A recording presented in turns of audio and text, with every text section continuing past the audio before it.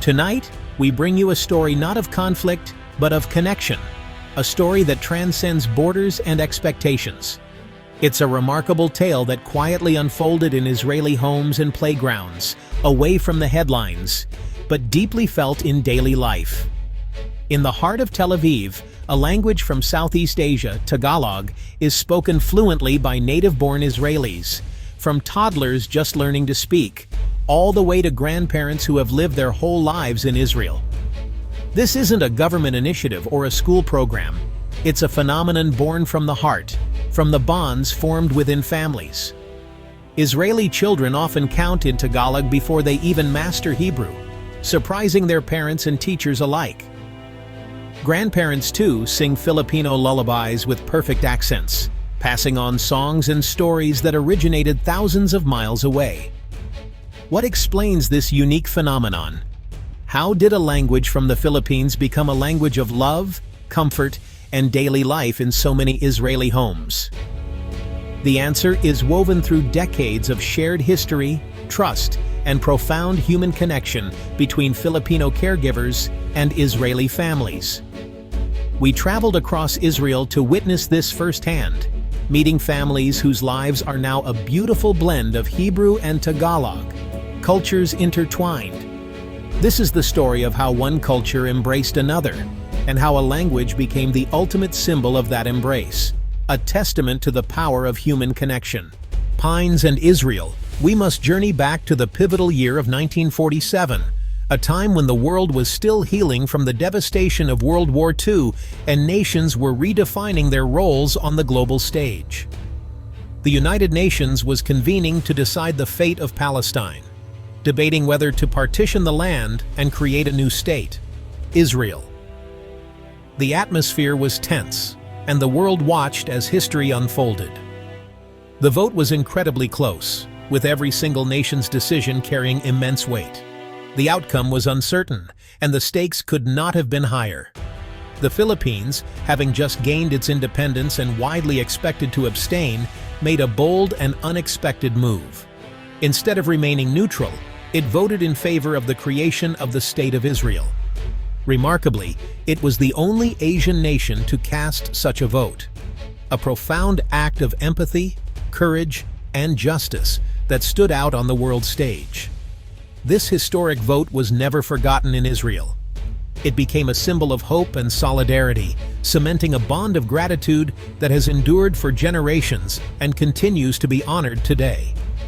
In Israeli schools, children learn about the Philippines' courageous support, and this goodwill has paved the way for a deeper, more personal connection between the two peoples, lasting decades beyond that single moment. When Filipinos began arriving in Israel years later, they were welcomed not as strangers, but as friends, embraced with warmth and respect, their presence a living testament to that historic act. That single, courageous decision laid the foundation for a relationship built on trust, mutual appreciation, and shared values. The relationship between the Philippines and Israel was never just transactional. It has always been rooted in shared history, deep gratitude, and genuine friendship that continues to flourish. That single vote in 1947 became the first word in a long, ongoing conversation, one now spoken in both Hebrew and Tagalog, echoing across generations and borders. In the 1970s, Israel faced a growing need for caregivers for the elderly and disabled. Filipino workers arrived, known for their compassion and dedication. They left their families behind, driven by hope for a better future. Their impact went far beyond daily tasks. They brought a culture of deep respect for elders, resonating with Israeli values. Filipino caregivers became a common, welcome presence, providing not just care but emotional comfort. Their role evolved from employee to something much deeper, a steady, loving presence in the home. This influx created a unique cultural bridge, with caregivers offering unwavering support and warmth. They became part of Israel's story, one household at a time. In nurturing the nation's most vulnerable, they began to weave their own culture into Israeli life. The transition from caregiver to family member happened gradually, unfolding in the small, everyday moments that make up a home. It was in the laughter at the dinner table, the gentle reminders to finish homework, and the quiet comfort offered after a tough day. Over time, these moments wove a tapestry of trust and affection. Filipino caregivers, metaplot, became confidants, companions, and for many children, a second mother. They listened to stories, dried tears, and celebrated achievements, big and small. For Israeli children, the caregiver was often the one who picked them up from school, helped with homework, and offered comfort when parents were busy or away. They became a steady presence, a source of encouragement and warmth. These bonds laid the groundwork for effortless cultural exchange, as daily routines became opportunities to share traditions, songs, and games from both cultures. For the elderly, caregivers became primary companions and closest friends, sharing stories, laughter, and the simple joys of daily life. They offered not just care, but genuine friendship and understanding. Families spoke of caregivers as part of the family, not just helpers. They were included in family photos, celebrations, and important decisions.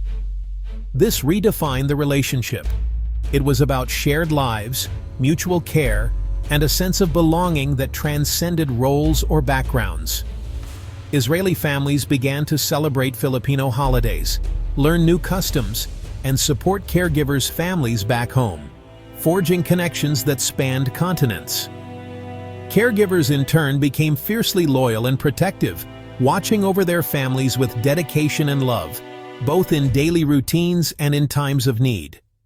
They were present at family milestones as honored guests, their contributions recognized and cherished by all generations. This deep integration explains how Filipino language and culture took root in Israeli soil, enriching both families and communities with new traditions, flavors, and stories. As caregivers became family, they brought their culture with them, naturally and beautifully.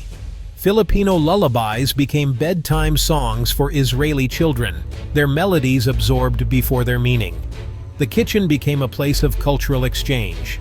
Shakshuka in the morning, chicken adobo at night. Israeli children developed a taste for Filipino dishes, and food became a powerful act of connection. Filipino values, respect for elders, family unity, bayanihan, were demonstrated daily and absorbed by Israeli children. The most significant import was language Tagalog became the unofficial second language in many homes. Israeli children learned Tagalog through immersion, using it in daily routines and play. Learning Tagalog felt as natural as learning Hebrew. Deep connections in Israeli homes blossomed into love and new families. Filipino caregivers and native Israelis fell in love, creating a new generation of mixed families. These relationships proved that love transcends cultural and national boundaries. Children in these families are living bridges, speaking both Hebrew and Tagalog, celebrating Hanukkah and Christmas. Israeli partners learned Filipino as an act of love and respect, embracing their partner's heritage. These families travel between Israel and the Philippines, fully embracing both cultures. Their children grow up with a global perspective, fluent in both languages and at home in both worlds. They are pioneers of a new shared Filipino-Israeli identity. For Israelis, learning Filipino is an act of the heart, not just the mind. For children, Tagalog is the language of comfort and love, a way to honor the caregivers who shaped their childhood. Israeli parents see their children speaking Tagalog as a gift, a symbol of a loving, multicultural home. Many parents learn phrases themselves, showing respect and appreciation. In mixed families, language becomes a bridge. An Israeli husband learning Tagalog to connect with his wife's family. Tagalog becomes a family language, deepening bonds and intimacy. The motivation to learn is emotional, not academic, rooted in love, care, and daily life. The language is not just communication, it's an embrace, an expression of gratitude. At its core, this story is about gratitude. It began with the Philippines' 1947 UN vote, creating a foundation of goodwill. Filipinos arriving in Israel were welcomed as friends, not strangers. Gratitude became personal in homes where caregivers became family. Israeli families expressed thanks through actions, treating caregivers with dignity and embracing them as their own. Learning Tagalog became a powerful way to voice appreciation. For Filipinos, this respect was returned. They felt a sense of belonging and affection for the families they served. This mutual respect created a virtuous cycle, deepening the cultural exchange. Lifelong bonds were formed, with families visiting caregivers in the Philippines long after contracts ended. It's a testament to a relationship built on genuine connection and enduring gratitude. In a world often divided, the Filipino-Israeli connection is a powerful lesson. The bond was forged not by treaties, but by countless acts of kindness and empathy. It began with a vote and grew into a tapestry of shared lives. The rapid learning of Filipino is a symbol of this deep connection. The language flourished because the soil was rich with gratitude and affection. This story reminds us that meaningful cultural exchange happens at the human level. Filipino caregivers became cultural ambassadors, building bridges one family at a time. The sound of Tagalog in Tel Aviv is more than a curiosity. It's the sound of family, of gratitude, of a bridge built by the human heart. It proves that love and respect can unite nations, even without a shared border.